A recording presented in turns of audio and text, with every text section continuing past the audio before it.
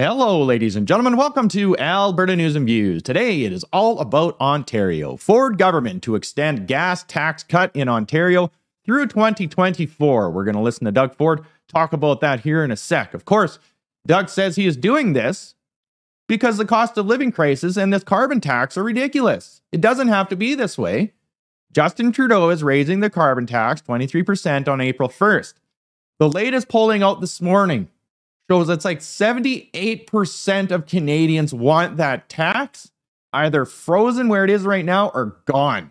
Just gone. Just get rid of the stupid thing. Nobody wants it. But of course, it is here because Justin Trudeau does what he wants when he wants. He does not care. This has nothing to do with emissions and everything to do with his ego and the transfer of wealth so he can afford all of his sunny ways promises. Here is Ontario Premier Doug Ford. Listen to this. On the clock, and I'm just very grateful for the people that do that day in and day out for us, keep our roads safe.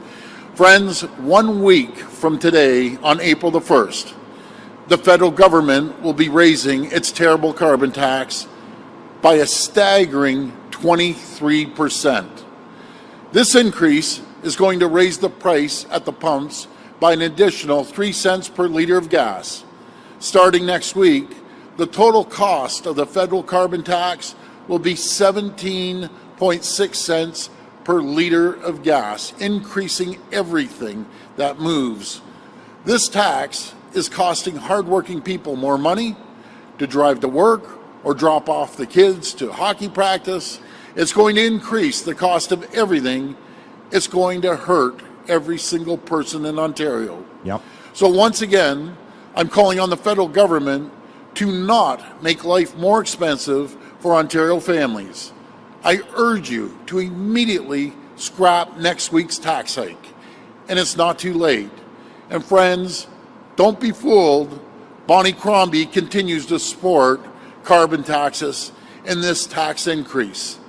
The queen of the carbon tax won't speak out against next week's tax hike.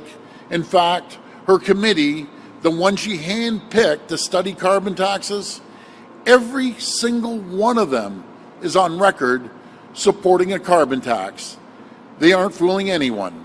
Unlike Bonnie and the Liberals, our government will never support a carbon tax. In fact, our government has never raised a tax on people or businesses. Instead, we're cutting taxes. We're keeping costs down.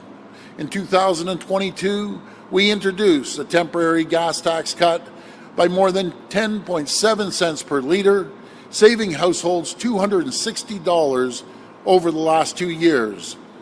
A report came out just last week noting this tax cut has saved taxpayers over $2.1 billion.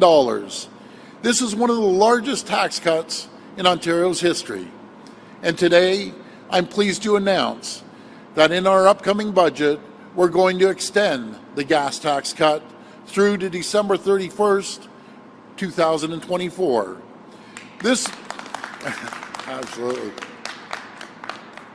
This measure will ensure that the rate cut remains at 10.7 cents per liter until the end of the year, saving households an average of $320 over 2.5 years since the tax cut was first introduced. It's never been more important to keep costs down, especially now, as people struggle with the Bank of Canada's interest rate hikes and the rising cost of the federal carbon tax. We're on a relentless mission to save people money. We eliminated road tolls, we scrapped the license plate sticker fee, we launched One Fare to eliminate the cost of transferring between transit agencies in the GTA. We're fighting back against the carbon tax, and we're cutting the gas tax. Together, these actions are saving Ontario households thousands of dollars every year. Our government will always look for ways to put money back into your pockets. Thank everyone for joining us today, and may God bless the people of Ontario. Thank you. Alberta's tax is scheduled to be reintroduced. Nate Horner says our finance dude. And I think I get the arguments with it. The Alberta government is saying that they need that money for infrastructure, road infrastructure. That's what the money goes towards. But at the same time, they need to just get rid of it altogether because it is just punishing and start finding money elsewhere. Having said that, though, Canada is buckling under the pressure of it's a monopoly. Honestly, all of Canada is just a huge monopoly, and all the cracks in the foundation of this country are really starting to show up. It's not collapsing already. There's just all of the infrastructure, all of the housing, small business, everything is just so expensive. Healthcare, education especially. So everybody wants this perfect Canada that they remember. It's too expensive. Nothing is for free. You have to either tax people or make huge cuts. What's it going to be? The money has to come from somewhere. Look at this. Ontario risks $357 million in housing funds without revised plan. So the Housing Accelerator Fund from the federal government says to the provinces, here's a bunch of money. Now what you have to do is blanket rezoning. It's what they're doing in Edmonton and Calgary. What happened in Calgary is they told the government no problem before they actually did consultations with the people of Calgary. And that's happening all across the country now. So Doug Ford, in this interview, actually, in this press conference, he said, we are not doing blanket zoning because what happens is you'll have a bungalow house or you'll just have a house. Developers will mow it down and they'll put up a 4-story fourplex or a duplex, whatever they want. So imagine in Calgary, Grandma and Grandpa have this house they've been in forever. And beside it, in all 4 corners of it, are apartment complexes or fourplexes that are 4 stories, 2 stories high. The blanket zoning will absolutely destroy the cities and the communities. Now, the reason why the federal government is doing this is because they want that condensed housing. That's all part of the UN Agenda 30, to get everybody into these cities living like ants. Doug Ford said, no, we're not doing it. So now the government says, well, then you're not getting your money. But the people that suffer in the end are always low income because we are in a housing crisis and they need affordable housing. So Justin Trudeau is leveraging that. It's disgusting what he is doing. So more on the madness, because nothing is for free, Toronto might implement a new tax to charge you when it rains.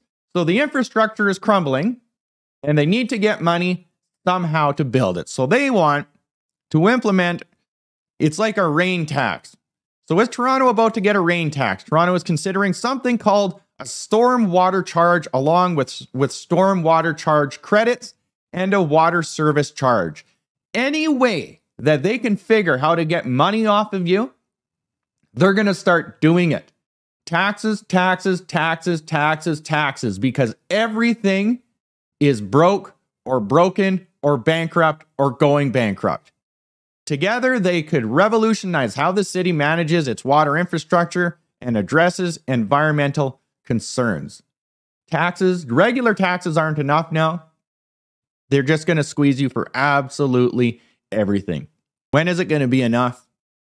The proposed fee structure would likely be based on the amount of impermeable surface area on a property, such as roofs, driveways, and parking lots, which contribute to runoff during rainfall events.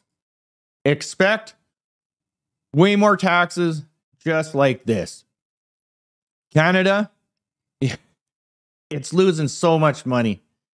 When it comes to the Accelerator Fund too, you could easily call it a bailout, is what it is. For how much money that the government is spending on housing. There is a report. I'll see if I can find it. So this week's top stories, Canada spends 75% of its deficit to prop up mortgages and cuts to immigration.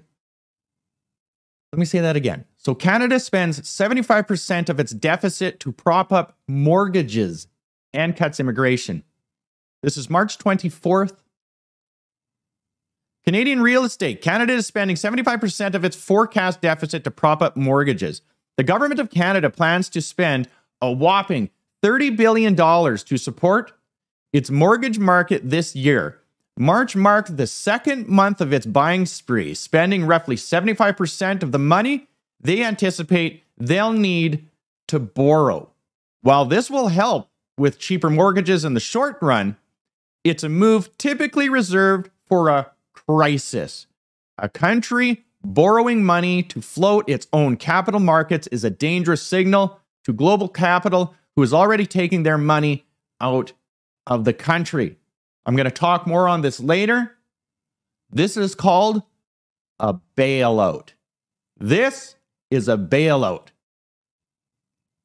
Canada is in big, big trouble because it's a monopoly. It's not true free, open market capitalism. Follow me on Substack and Spotify. All of you out there, like, share, and take care.